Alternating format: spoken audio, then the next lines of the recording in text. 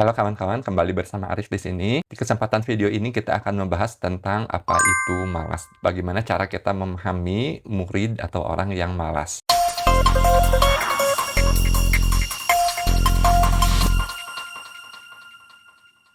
Pada awalnya saya kaget ketika ada seorang penulis buku terkenal di video YouTube-nya itu menjelaskan bahwa tidak ada loh orang yang malas. Saya kaget kenapa tidak ada orang yang malas ya, padahal di kehidupan sehari-hari kita sering melihat orang yang menurut kita itu malas. Padahal secara sederhana kalau kita lihat orang-orang yang tidak melakukan apa-apa yang seharusnya dia lakukan. Misalnya jam 8 pagi seorang laki-laki itu harusnya bekerja di hari kerja tapi dia malah tiduran. Atau seorang ibu yang tidak masak padahal seharusnya dia masak tapi dia malah pesen GoFood misalnya. Atau kemudian seorang pelajar yang harusnya dia itu mengerjakan tugas bareng teman-temannya yang lain, tapi dia malah tidak mengerjakan tugas bareng-bareng. Itu adalah murid yang malas. Jadi kurang lebih diartikan secara sederhana, malas itu adalah aktivitas yang tidak dilakukan oleh seseorang yang semestinya dilakukan. Tapi kalau dipikir-pikir, kalau kita mengambil pengertian yang tadi, definisi tersebut, maka kita cuma melihat apa yang tampak dari luar saja. Apa yang kita lihat sebetulnya berbeda dengan apa yang ada di balik layar. Seperti laki-laki yang tidak bekerja tadi, bisa jadi dia itu bekerja keras di malam hari, tapi kemudian karena kita melihatnya di waktu tertentu saja, di waktu yang sempit, kita menganggapnya dia malas, padahal dia bekerja di waktu yang berbeda, mungkin dengan cara yang berbeda. Kita mengharapkan lelaki itu bekerja dari jam 8 sampai jam setengah 5 sore, padahal dia bekerja di waktu-waktu tertentu saja karena sifatnya itu freelance. Mungkin dia merencanakan atau melakukan bisnis online. Kemudian ibu-ibu yang membeli masakan GoFood tadi, dia bukan berarti malas, dia barangkali memiliki prinsip yang berbeda dengan kita. Bisa jadi dia berprinsip yang penting adalah tersedia makanan untuk keluarga, entah itu mau beli ataupun masak. Mungkin dia menganggap memasak itu kurang efektif dan dia menganggap waktunya lebih prioritas untuk melakukan hal-hal yang lainnya. Begitu juga dengan murid yang terlihat malas tadi, bisa jadi dia tidak malas, tapi sebetulnya dia sudah berkontribusi dengan cara yang lain. Misalnya dia sudah membuatkan presentasi menggunakan Canva, menggunakan video dan melakukan editing video semalaman, sehingga dia sudah berkontribusi dengan cara-cara yang tidak kita ketahui. Maksud saya, apa yang kita anggap malas sebetulnya bisa jadi melalui pengalaman sepintas itu bukan mencerminkan definisi yang sebenarnya. Oleh karena itu kita melihat malas itu melalui dua kacamata. Pertama, ada yang mengatakan malas itu adalah misalignment between our ambition and our desires. Jadi malas itu adanya ketidaksesuaian antara ambisi kita dengan hasrat kita. Ini pernah disampaikan oleh Mark Manson di salah satu video YouTube-nya. Misalnya ketika seorang anak ingin memiliki akademik yang bagus, tapi dia baru sadar untuk memiliki nilai akademik yang bagus, dia itu harus menguasai semua mata pelajaran. Padahal dia tidak menguasai itu.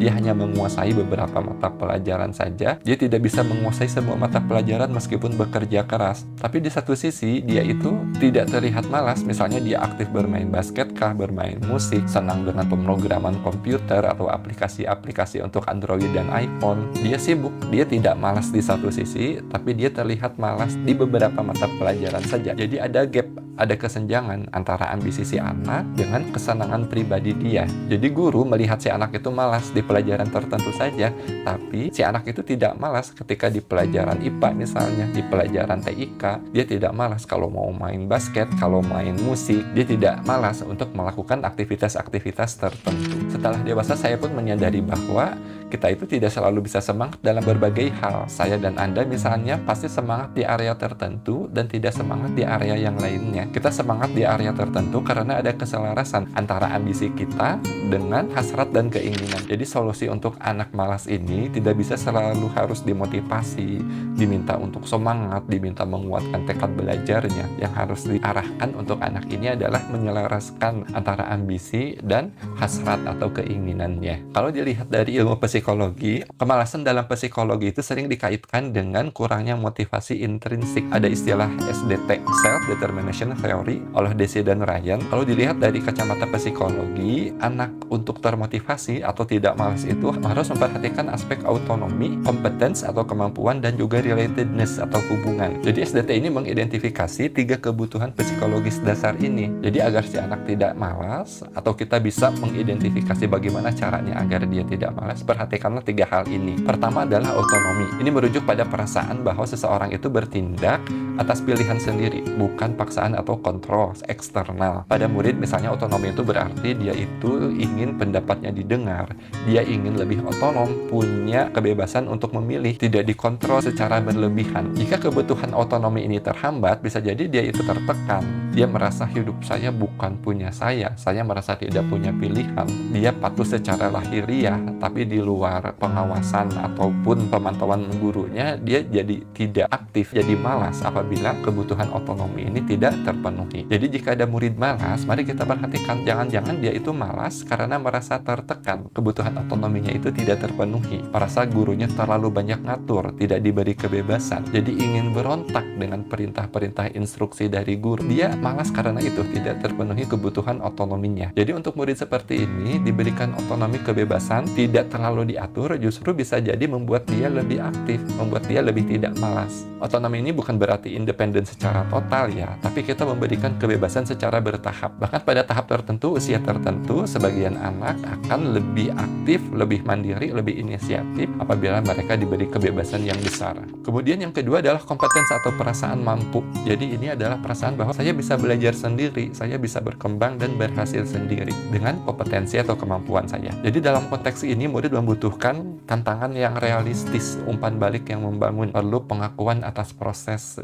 aktivitas yang dia lakukan, proses belajar yang dia alami. Nah, jika kebutuhan kompetensi ini terhambat, mereka akan merasa bodoh, merasa gagal, merasa tidak berguna. Jadi kalau ada murid malas, perhatikan, jangan-jangan dia malas karena merasa tidak berguna tadi, merasa dianggap bodoh, merasa tidak dianggap kompeten. Jadi dia berpikir, buat apa saya melakukan ini, melakukan itu, orang lain menganggap saya bodoh. Jadi kalau ada murid seperti ini, jangan-jangan kebutuhan kompetensinya itu tidak terpenuhi. Jadi hati-hati dengan feedback dari kita, ucapan-ucapan yang kita lontarkan kepada anak. Jangan sampai mereka kemudian menganggap dirinya tidak kompeten. Itu bisa jadi yang menyebabkan seseorang itu malas untuk belajar melakukan aktivitas-aktivitas yang kita perintahkan. Kemudian yang ketiga adalah relatedness, kebutuhan untuk merasa diterima, dipedulikan dan memiliki hubungan yang bermakna secara sosial, merasa dirinya itu bagian dari orang lain, merasa mendapatkan dukungan emosional dari orang-orang di sekitarnya, entah itu keluarga, adik, kakak, teman-teman, tentunya guru juga, atau komunitas apapun. Bagi murid ini sangat krusial ya, relasi dengan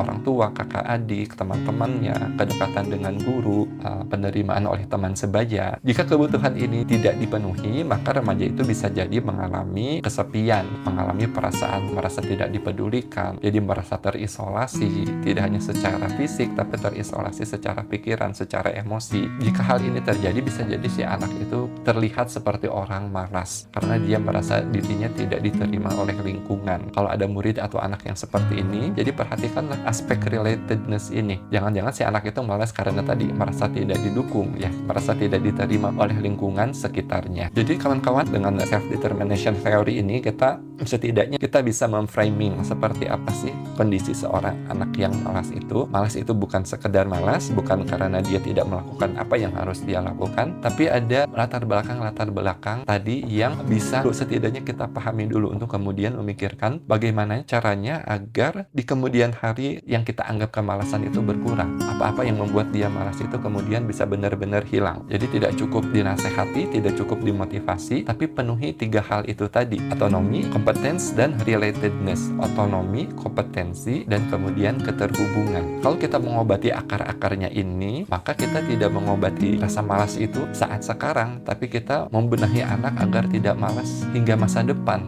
hingga dia dewasa. Pasti di kehidupan kita sehari-hari kita menemukan murid-murid atau anak kita sendiri atau orang-orang di sekitar kita yang tampaknya malas. 2 cara pandang ini mudah-mudahan bisa membuat kita setidaknya memahami dulu apa latar belakang yang mendasari kemalasan mereka. Kemalasan itu bisa jadi disebabkan adanya karena tidak ada keselarasan antara ambisi dan desire. Dan yang ketiga, kita lihat dari kacamata self-determination theory, yaitu untuk seseorang agar termotivasi, dia harus terpenuhi otonominya, kompetensinya, dan juga relatedness-nya. Mudah-mudahan video ini bermanfaat. Sampai bertemu di video berikutnya. Tolong like, share, dan subscribe ya. Jangan lupa agar video ini bisa menjangkau orang-orang yang lebih banyak. Assalamualaikum warahmatullahi wabarakatuh.